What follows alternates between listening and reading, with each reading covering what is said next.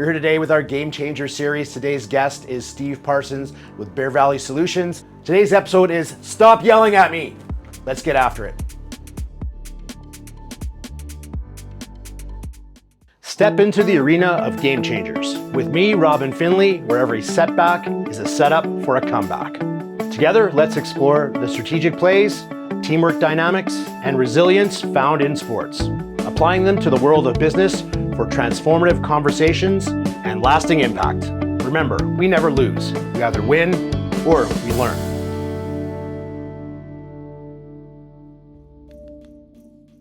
We're back with another episode of Game Changers. Last episode, we spoke with Steve Parsons about sports and leadership. Today, we are going to get into talking about developing leaders.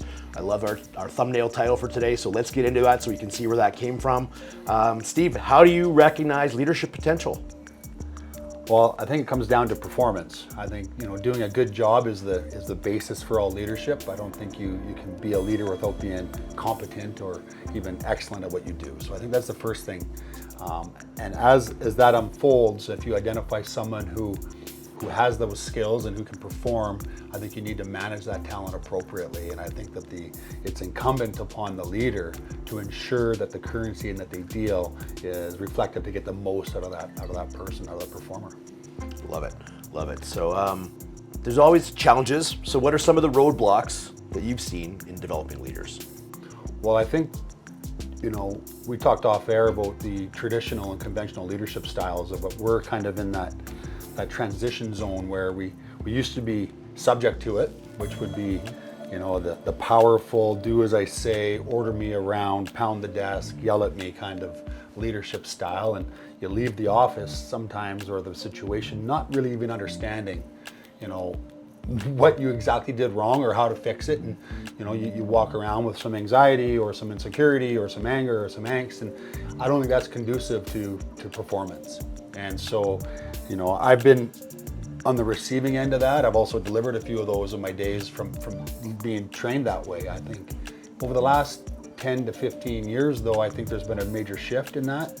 I think the presence of not only females in the workplace growing obviously and evolving, but the multinational people that we have from other countries that we work with day in, day out, that conventional, traditional leadership style it's ineffective.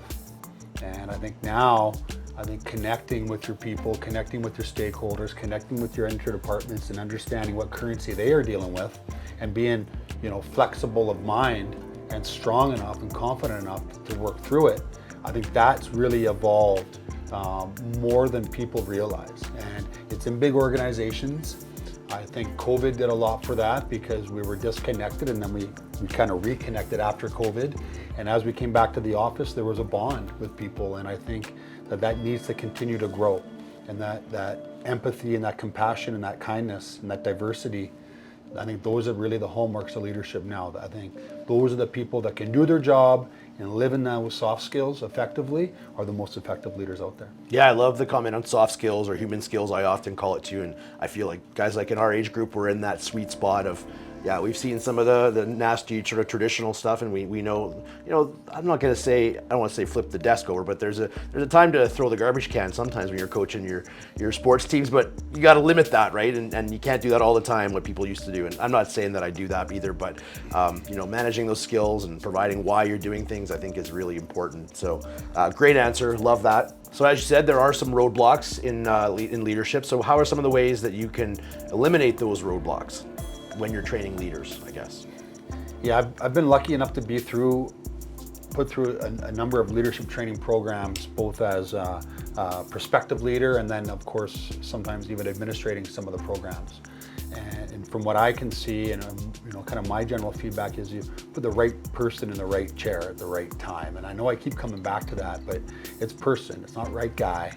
It's not a favor.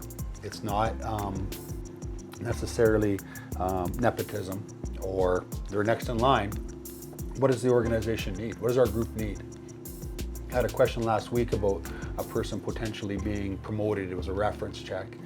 And the guy, I knew the organization fairly well, and I told the guy, I said, if you're going to keep that group that you've got there, then that person's the right person to lead it. Mm-hmm. If you're going to overhaul that group, then maybe it's the time to make a change. But you You got to coach the team you got. You got to lead the team you have, and unless you're prepared to make changes.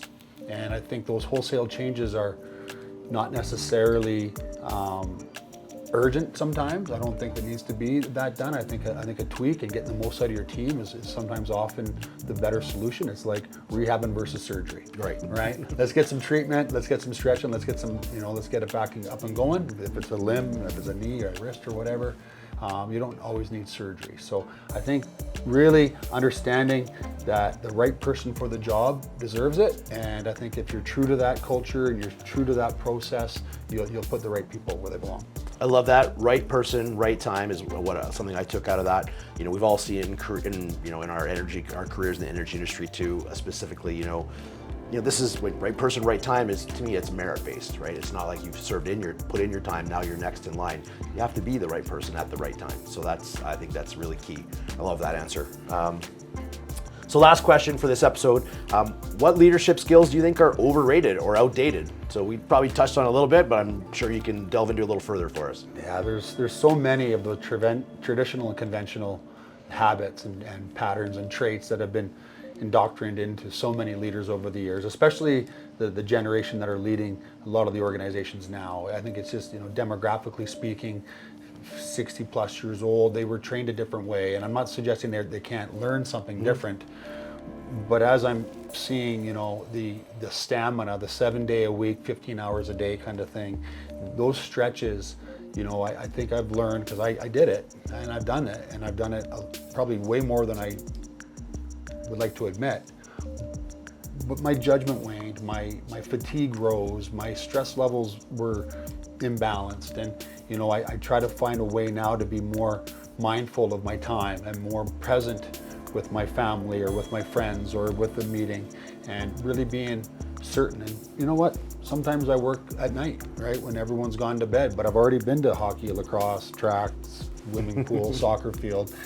Sounds like the schedule of a busy dad to me. Yeah, well, I think I'm not alone. This is Right. Calgary is built like this, right? So, I think if, sometimes I got to put a couple hours in at night after everyone goes to bed. And you know what? I actually look forward to it. I enjoy the work.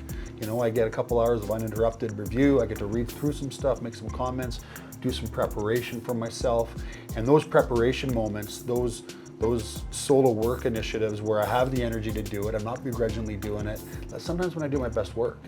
And one of the things that I find about doing good work is having some solutions up your sleeve and having pockets of information. Do a pre-draft on something that that might come down and at 11th hour, and you've already kind of started the template and you got some things cooking on it, and I can help you with that. And being a solution provider, when you're burnt out and you're fatigued and you're not really thinking extrinsically and you're more intrinsic, I find that you don't do as good a work, for me.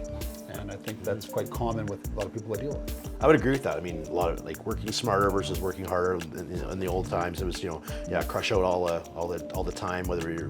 I'm sure you're of the age where you overtrained at some point as an athlete, and you probably overindulged. But that's the type of guy you are. You're all in kind of guy. So I think that a lot of that applies. So that wraps us up for today's episode. So please tell everybody where they can get a hold of you. Sure. Steve Parsons, bearvalleysolutions.com, and you can catch me on LinkedIn. Thanks for watching today's episode of Game Changers here with Steve Parsons. We will be back next time where we're going to talk about more life lessons through sport and leadership, specifically about developing yourself. See you next time. Thank you for joining me, Robin Finley, on this journey through Game Changers. As the final whistle blows, let's carry the wisdom of sportsmanship, determination, and adaptability into our business endeavors. Stay tuned for more enlightening discussions on the winning strategies that transcend the field and the boardroom.